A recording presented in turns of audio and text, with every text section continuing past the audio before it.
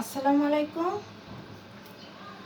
আজকে আমি দেখাবো শুটকি তেল ছাড়া রান্না শুটকি কিভাবে আমরা করি সেটা দেখাবো। আমি এখানে নিয়েছি আজকে আমার ছাদ বাগান থেকে কিছু শাকসবজি,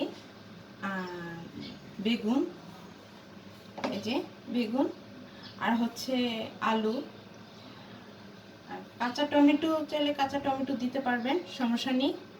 মানে আমার আজকে মাছ মাংস বেশ কদিন খেতে খেতে এখন ইচ্ছা হচ্ছে একটু শুটকি রান্না করি। তো শুটকি আজকে তেল ছাড়া আমি শুটকি রান্না করবো। তো এখন আমি এখানে নিয়েছি শাক, বেগুন আর আলু, যা ছিল আমার ছাদ বাগানে। তো এখন আমি এটাকে চুলায় ধরিয়ে দিলাম। আমি এটা তেল ছাড়া রান্না করব। তেল ছাড়া শুটকি রান্না করে খেয়ে দেখবেন, অনেক স্বাদ লাগে। সবসময় তো আমরা তেল দিয়ে রান্না করি, আজকে তেল ছাড়া রান্না করব। এখানে নিয়েছি আমি 1 চা চামচের মতো হলুদ। আমি হলুদের গুঁড়াটা দিয়ে দিচ্ছি।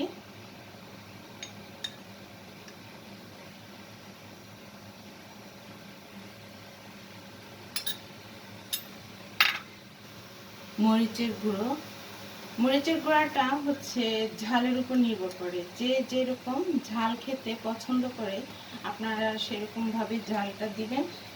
কারণ আমার এখানে শিশু আছে, বয়স্ক ব্যক্তিও আছে, মুমূর্ষু ব্যক্তিও আছে।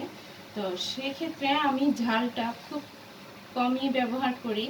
কেউ চাইলে আপনারা লাল মরিচ দেওয়ার পাশাপাশি কাঁচা মরিচও চিড়ে দিতে পারেন। তো এখানে আমি লাল মরিচ ব্যবহার করছি 1 চা চামচ, হলুদ গুঁড়ো 1 চা চামচ, লাল মরিচও 1 চা চামচ, আর দিয়ে দিচ্ছি স্বাদ মতো লবণ। লবণটা এখন আমি একটু কম দিচ্ছি, যখন লাগবে পরে আমি আবার টেস্ট করে দেখব লবণটা লাগে কিনা। তো এখন আমি লবণটা দিয়ে দিচ্ছি। লবণটা দিয়ে আমি কিছুক্ষণ নাড়ব। আমি এখানে একটু পানি অ্যাড করে দিলাম।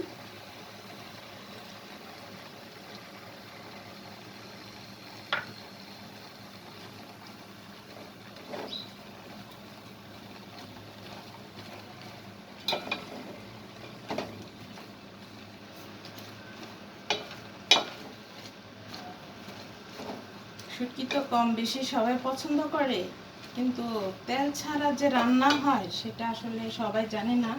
তো এই জন্য আজকে আমি আপনাদের সামনে নিয়ে আসলাম যে তেল ছাড়া কিভাবে শুটকি রান্না করা যায়, সেটার রেসিপিটা আপনাদের সামনে আজ দেখাচ্ছি। আশা করি আপনাদের ভালো লাগবে, আপনারাও চেষ্টা করবেন।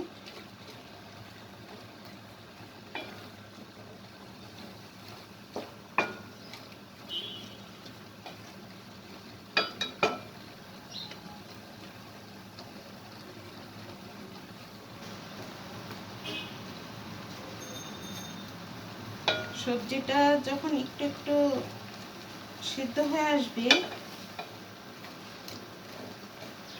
তখন আমি ঢাকনা দিয়ে ঢেকে দেব, যাতে ভালো করে সিদ্ধ হয়। যেহেতু এটা আমি তেল ছাড়া রান্না করছি,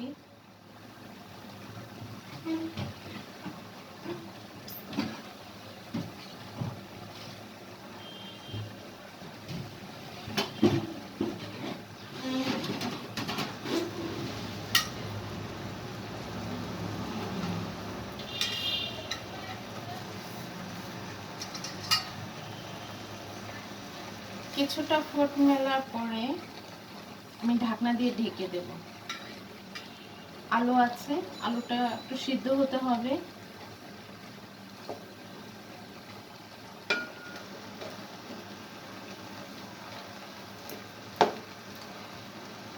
যদি লাল মরিচে আপনাদের ঝালটা বেশি হয় তাহলে আপনারা কাঁচা মরিচ দিবেন না।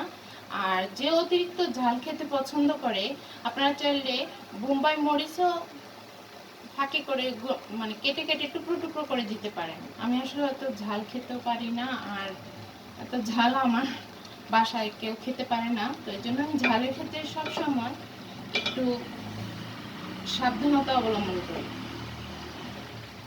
ঝালটা আসলে যে যার পছন্দ, মানে পছন্দ মতো আপনারা খেতে পারেন। তো এখানে আমি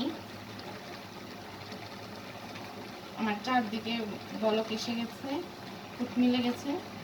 তো এখন আমি এটাকে ঢেকে দেব। ঢেকে দিয়ে 10 থেকে 15 মিনিট রান্না করার পরে আমি এখানে রেখেছি বাঁশপাতি চাপা শুটকি। সেই বাঁশপাতি চাপা শুটকিটা দেব। আর হচ্ছে এখানে পেঁয়াজ রসুন উঠানোর আগে পেঁয়াজ আর রসুন ছেঁচে নিলাম শিলপাটায়। তো এই দুটো অ্যাড করে আর কিছুক্ষণ রান্না করব। রান্না করার পরে তুলে নেব, তুলে গরম গরম পরিবেশন করব। আর পরিবেশন করার পরে আমার ডেসক্রিপশন বক্সে আমি রেসিপি প্রণালী সব কিছু দিয়ে দিব, যাতে আপনাদের সুবিধা হয় রান্নার ক্ষেত্রে। আর আপনারা অবশ্যই রান্না করবেন, রান্না করে আমাকে কমেন্টসে জানাবেন যে কেমন হয়েছে।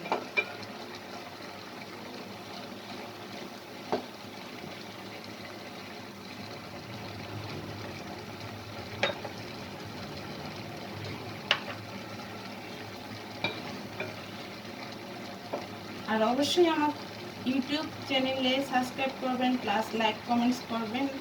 আর আমার নিত্য নতুন রান্না দেখার জন্য আপনাদের সবাইকে ধন্যবাদ।